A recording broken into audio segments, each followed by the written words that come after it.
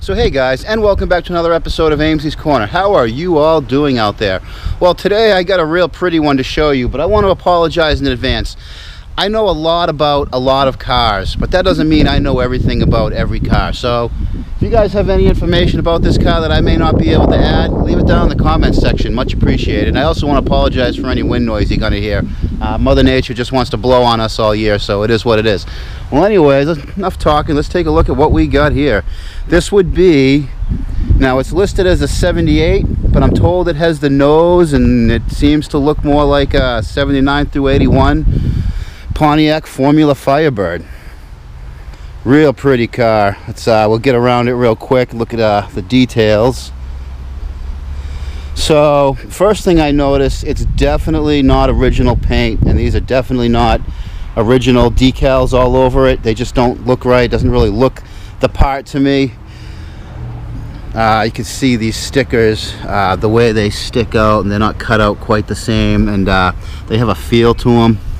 You can also see the paint where they masked and a little bit good on the rubber, but all in all, not a bad car. The interior is really immaculate on this thing. A little different on the light blue. I don't know if I've ever seen that before, but yeah, really clean, really nice. Yeah, headline is beautiful. Really nice looking interior on a Firebird. Sorry. Now, cool tire fitment. He's got some staggered tires. What are they on the front? 215 70-15s on the front, and the ubiquitous BF Goodrich radial TA 255 60-15 on the rear. Gives it a nice staggered stance look to it. This would be stanced back in the day, bigs and littles, not stanced with your camber all blown out, wearing your tires off just to look cool. I always love the rear of these, the straight tail light treatment, really cool, and the rubbery molded lip. Actually, that's not that same rubbery. I thought that would be the same stuff. Well, the sides are.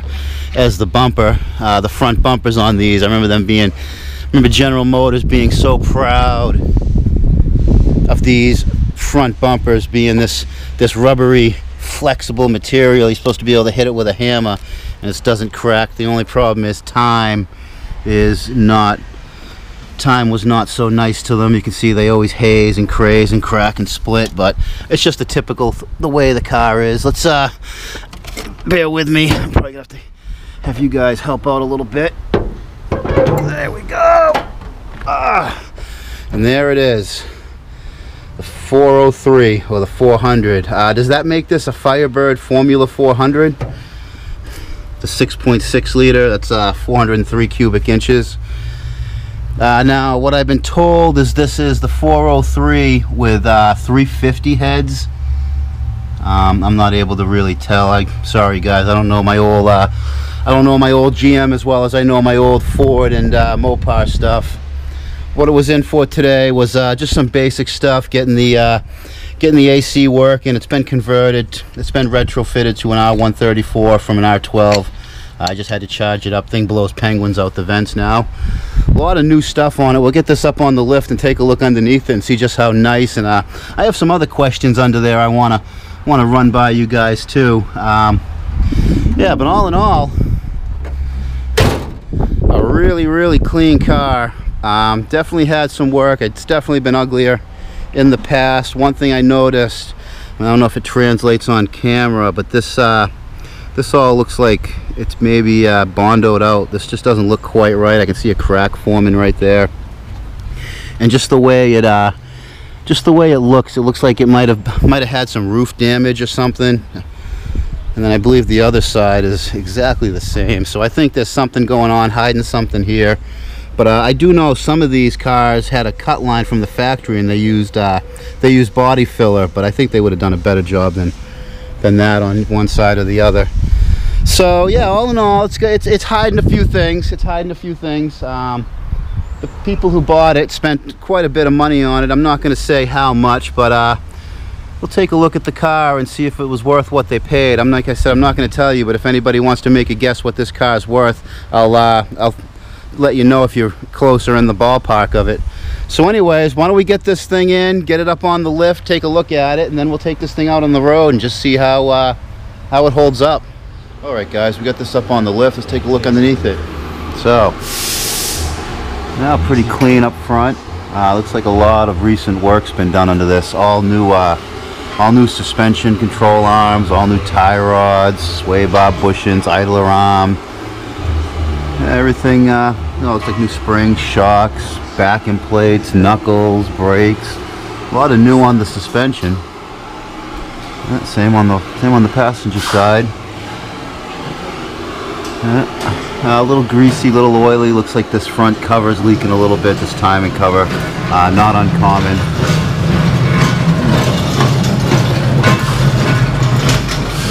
So kind of a hacked-in dual exhaust onto those stock manifolds. I guess it's real hard to fit headers in these cars, as I've been told. Like I said, I don't really know enough about these to really comment either way on that. I do know that these came with a very restrictive exhaust that would have crossed underneath the motor, gone into that pipe that's capped off, and then had both exhausts, both sides coming out this collector and down, which I never understood why they went that route. Maybe it's just because it was the way to package it. New oil, new tranny pan. Looks like recent tranny mount. It's got a little leaky fluid from the output shaft seal on the transmission. Now there is a little rust right there.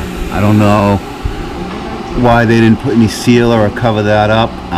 It looks like they put a new floor in on the inside, and so that's about the only visible rust on this car. I don't know if we're hiding anything under all that Bondo up top. Not all that bad. These cars are known to rot out around these frame mounts here, these subframe mounts, stub frame. This one looks pretty good. Brand new leaf springs. So all brand new suspension, all brand new exhaust. Kind of interesting how they made the brake hose to line junction. I don't know why they would have gone under the axle. I guess that's kind of a way to do it. I don't know if sorry about that. I don't know if I agree with that, but it is what it is for now. And then back here in the quarters, you can always see a lot of rotten. These are usually Bondo. This looks pretty good. Looks like it's been pretty well cared for. No rust on the roll pan, at least nothing but surface rust. So the weird thing I see with this car that I don't understand, I don't know if this is factory or not, or a patch. We look up at the where the spring mounts and where all these frames come together. Does that look like a patch to you guys? Looks like, or someone maybe tried to add some structural support by welding all of these. Those welds look really sloppy, and I don't think those would have been like that from the factory. Both sides, I mean, just look at the slag coming off. No real good penetration. Same thing over here, like a patch panel, but I don't understand. See right here, it just doesn't look factory to me. Neither do all these welds welding the frame together all the way up. So I don't know if someone tried to add some strength to this car. I don't know what's going on with that all up in here. Yeah, let me know down in the comments section if these were made like that. You know, if maybe they should have fired their welder, or is this just somebody at some point in this car's history trying to make it stiffer or something? So yeah, let me know what you think about that. So yeah, all in all, rockers are good. Pretty clean car. You paid all the money for it. I'm not going to say how much, but we'll talk about that a little later.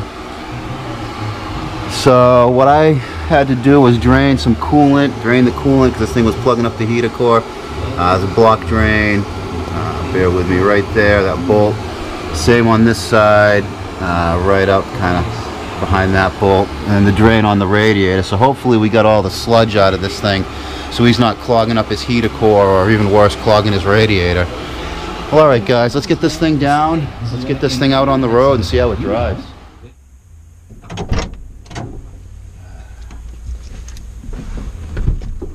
Now, first thing, I feel very low. I feel really down on the floorboards in this car. The seating position, my legs are almost flat out in front of me. And it almost feels a little like a Corvette of the era. That's kind of the first thing I can think of, the shape of the glove box and dashboard. But it ain't no Corvette. Safety first. I don't want to hear you guys saying I don't wear my seatbelt.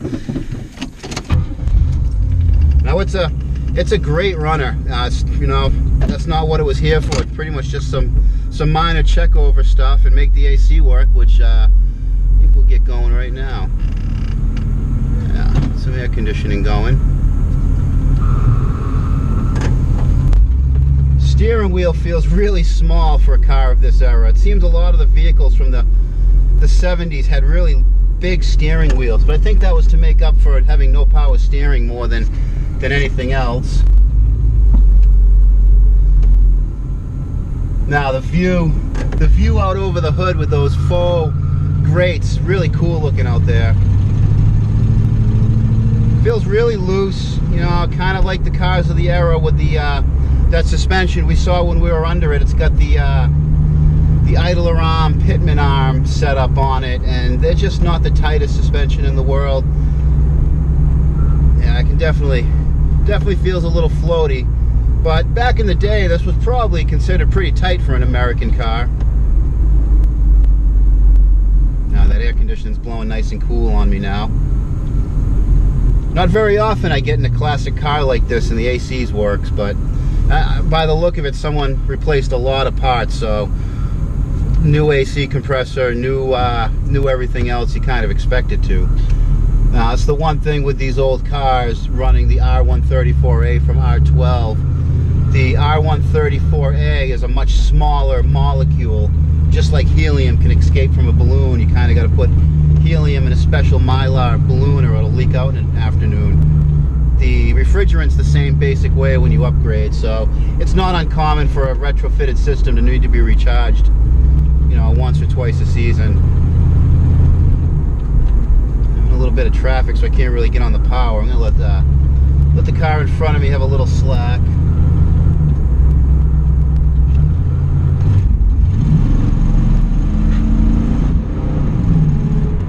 Definitely a lead sled.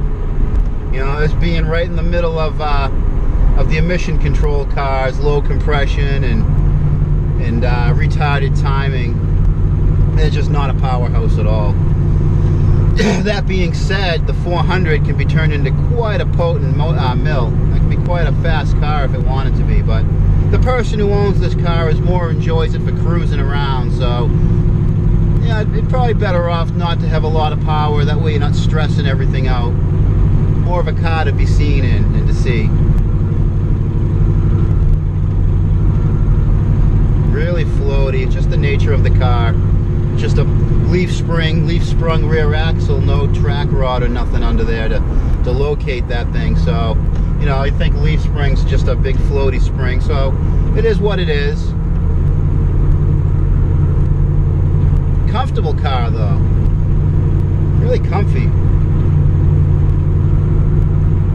Could actually drive long distance in this car without being really cramped up. A lot of room. We take this hard hairpin curve here.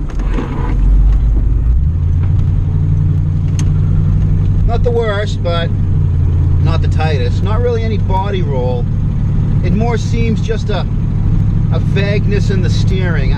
If I had to really name a cause of the feel of the car, it feels like the whole front engine cradle subframe assembly just has some float in it from the rest of the car, and some chassis braces would really take care of that problem, I think. Braking.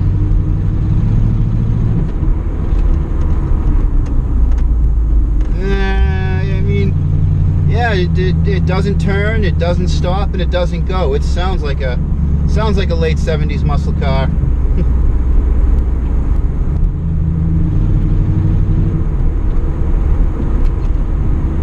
Got a nice little lope to it, just cruising. That'd probably be that custom dual exhaust he's got under there. But it's definitely some improvement to be gained from getting rid of those crossover manifolds. But I don't know if they make a header for this car. What do you guys anybody know? The owner of it asked me, you know, if I knew of any upgrades or anything to do with the car. And I recommended the chassis braces. I recommended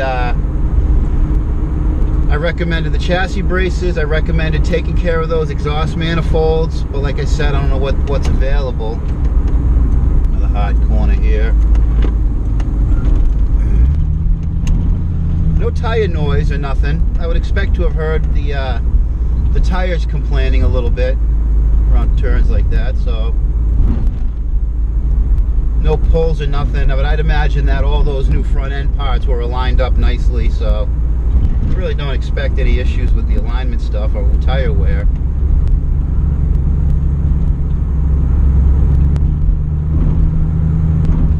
I don't know if you guys can hear it, but a nice sound, nice burble to it.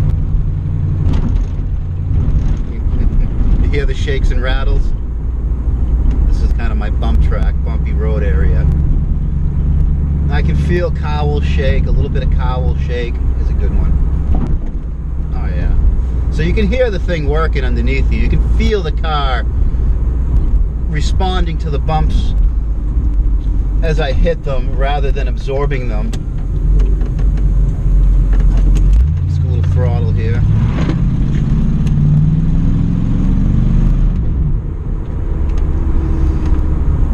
No, not really a powerhouse at all. Seems like it just wheezes. Part of that could be tuning, but I think a lot of that is just the nature of the car. I mean,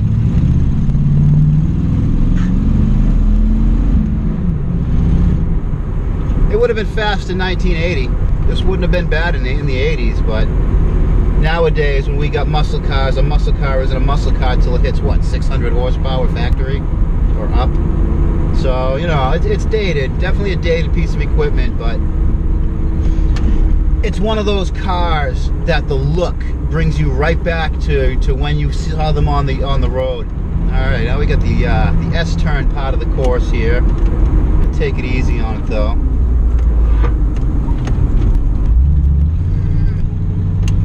I mean, it's got good grip. Even though it's loose and floaty, it definitely has good grip. What do they say? Loose is fast, tight is slick. You get a lot of looks in this car. Everyone looks at it. Everyone stares at you driving by, or everyone driving by just gets a look, gives you the thumbs up. And that's what it's all about, isn't it? Isn't that at the end of the day what it's all about? To feel good in the car, to enjoy the car for what it is, not for how fast it is. And that's the appeal of these old classics. It's not about, to me at least, it's not about making it this unbelievably fast resto mod. Oh, hold on guys, look at this, something else cool just showed up. Look at that, huh? It's definitely cool car season up here in New England. Well, anyways guys, I gotta get this on to the customer. I gotta get other cars in and out of my bag. Probably gonna maybe even make a video of that Monte Carlo we just saw. That's pretty cool indeed. Well, alright guys, thanks for watching. Thumbs up, much appreciated. Any info you can leave on this car down in the comments, I'd love to hear it. On that note, and until next time, keep it out of the cabbage.